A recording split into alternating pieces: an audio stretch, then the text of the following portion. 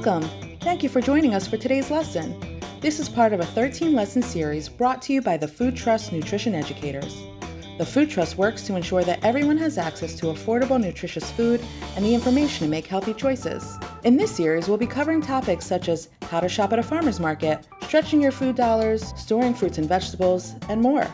Join us every other week as we share nutrition information from my plate, as well as tips and tricks to eating more healthy food at every meal. Each bi-weekly lesson will be followed by a recipe featuring a seasonal ingredient you can find at your local farmer's market or grocery store. Meet our nutrition educators, who you'll get to know through our lessons or recipe demonstrations. We're excited to have you with us.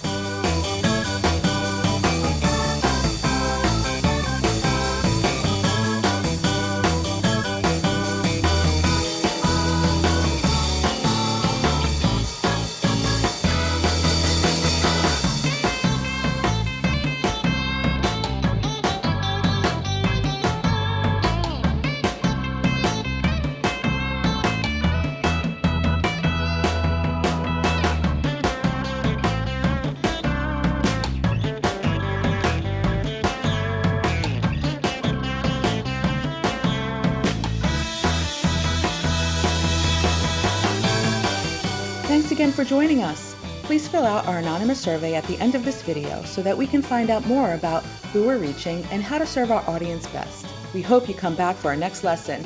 See you then!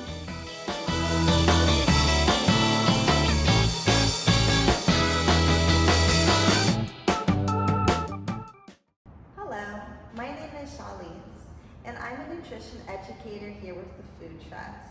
A little bit about us: we work hard to make sure people have access to delicious, nutritious food no matter where they live. We also provide nutrition education by using My Plate, which is the basis for every lesson that we teach. So here's just a little overview of the things you want to make sure that you know going forward as you watch our different lessons. For one, you'll notice that half of the plate contains fruits and vegetables. You want to keep this in mind for every single meal.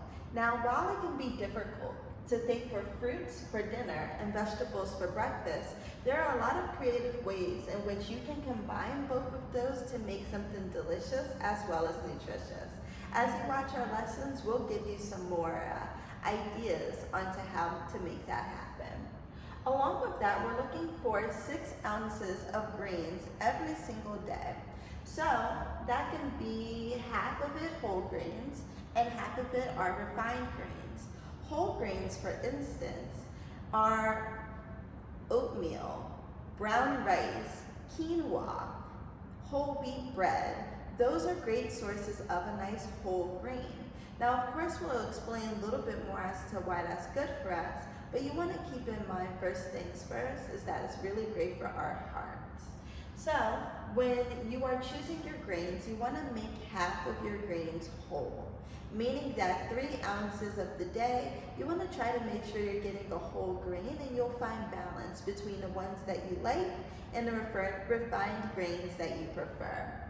Along with that, we're looking for 6 ounces of protein daily.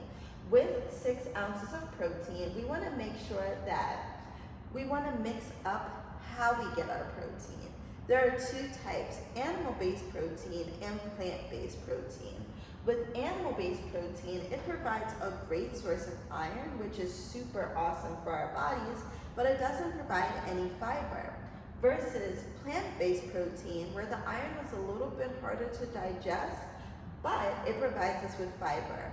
That's when you want to make sure you're getting a nice balance of both. When you're choosing the size of meat, you want it to be the size of your palm of your hand. When you're choosing your plant-based protein, you want to at least get like a cup of beans, maybe even a 4th cup of nuts and seeds. Just make sure you're reading the labels and see what serving size is going to work for your protein goals. Last thing we have is dairy. With dairy, we want to make sure we're getting 3 cups of it daily.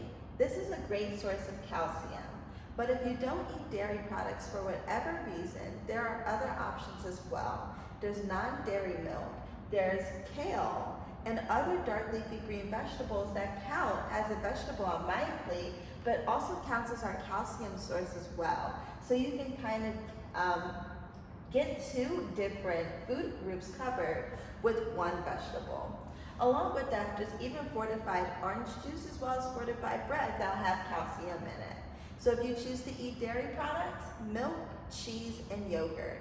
If you choose to eat non-dairy milk, dark leafy green vegetables, and fortified products. Thank you so much for tuning in to today's lesson. We look forward to seeing you in the next one. Bye.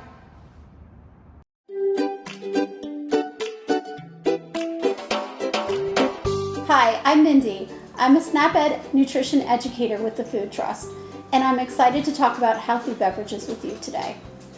After my lesson, there is a delicious recipe that features fruits and vegetables that you can purchase at your local market. Again, my name is Mindy, and let's get started. Think of your favorite beverage or drink. Why is it your favorite? Some common drinks people like to enjoy are things like juice, soda, teas, coffee, and water. Today, we are going to focus on the difference between a healthy beverage and not so healthy beverages. I have 3 drinks here: water, milk, and 100% fruit juice. What do you think all 3 items have in common? They each are a healthy beverage choice, and most importantly, each one does not have any added sugars. Drinks like milk and 100% juice contain sugars that naturally occur in the milk or the fruit that was used to make the juice. That is why we want to make sure the juices we pick say 100% juice on the label. Extra calories from added sugar, like those from sugary drinks like soda, sweetened tea, sweetened coffee, and non-100% juice can and do contribute to being overweight and to obesity.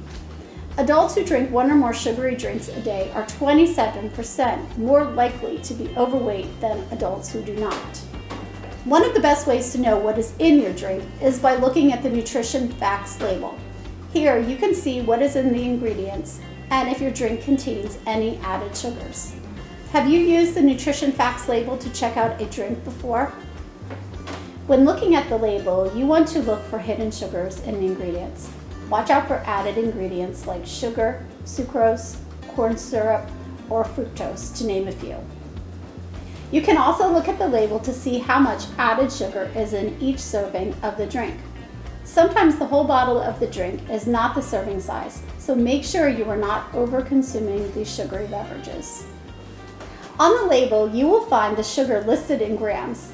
Knowing the number of grams of sugar can be helpful, but can be a little confusing in terms of trying to find out how much is too much. A good way to visualize how much sugar is in a drink is by converting grams to teaspoons. Most of us know what a teaspoon looks like, but if you do not, it is about the size of the top of your pinky. 1 teaspoon of sugar is 4 grams, so you can find the number of teaspoons by dividing the grams of sugar by 4. So now let's find out how much sugar is in some of the drinks we consume every day. So, as we said before, regular milk contains sugar that can be found in it naturally. So a pint like this, which is 2 cups of milk or 2 servings, contains 6 teaspoons of sugar. The other milk we have here is chocolate milk. Flavored milks like chocolate milk can contain lots of added sugar. In fact, 2 servings, just like the plain milk, contains twice as much sugar as the milk. In this case, the chocolate milk has 12 teaspoons of sugar in this bottle. Other beverages like juice also have lots of sugar in them. In this case, the bottle of juice is actually only 25% natural juice, and the bottle has 15 teaspoons of sugar. That is almost as much as our soda. Soda is another sugary beverage we have heard about, and in this bottle you will find 18 teaspoons of sugar, which is almost half a cup.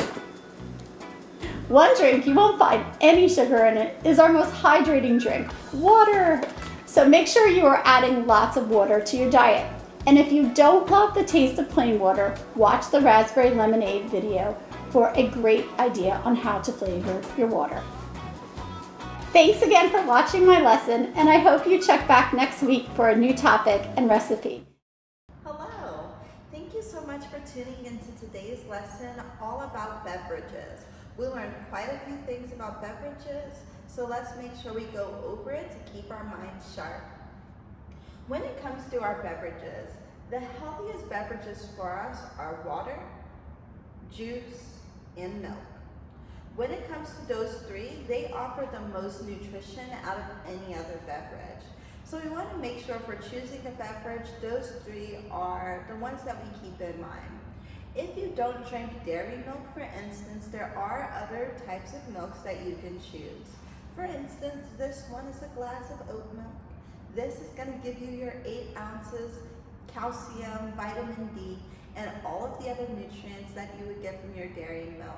So either or works in order to make sure you're getting your calcium sourced. When we're choosing our juice, same thing, is 8 ounces for adults, but 4 ounces for kids. Because juice, while it can be very nutritious, fruit juice, vegetable juice, even a combination of the two, when it goes through our bodies, our intestines just absorb it very quickly. And if it has a lot of sugar, you might get a sugar spike. So what I like to tell people is 1 cup of fruit juice, vegetable juice, or a blended juice is just enough to make sure you are getting your vitamins and minerals. If you want anything more than this, I would suggest making a smoothie where you can use milk, water, or juice, blend up your fruits and vegetables, and then when you drink it, the fiber will help slow down how your body breaks down the sugar, and there you go, no sugar spike. When it comes to choosing your dairy milk, you want to make sure you're choosing the low-fat version. The low-fat version is just a little bit better on our hearts. Just something we want to keep in mind. Lastly, we want to make sure that when we are choosing our beverages that we don't want to go for the sugary drinks. At the very least, not all the time. When you look at the sugary beverages, you'll see how many grams of sugar are in there. For instance, 1 can of a very popular soda gives you so much sugar that it will take you 2 hours for you to burn it off by walking. That's a lot of extra added sugar that is just really unnecessary. Even if we're choosing a healthier seeming beverage like a fruit punch, you'll see on the label that it says it's a juice to drink versus 100% juice. When you're choosing your juice 100%, that has nutrition. Anything else like a juice drink or a juice beverage has added sugar and not as much real fruits and vegetables. So make sure you're choosing 100% fruit juice. Lastly, when you're looking at your labels, again, you want to make sure that you don't see a lot of different added sugars. So many different names for sugars. High fructose corn syrup, brown rice syrup, honey, molasses, cane sugar juice. All of those things count as sugar. Even if you're drinking a very popular sports beverage, yes, it gives you all of the electrolytes for you to stay hydrated, but it often comes with a lot of extra sugar, which can make you feel a crash later. So water, 100% juice, and milk. Either a low-fat dairy milk or another animal-based milk, or a non-dairy milk to make sure you are reaching your goals. Thank you so much for attending today's lesson. We look forward to seeing you in the next one. Bye.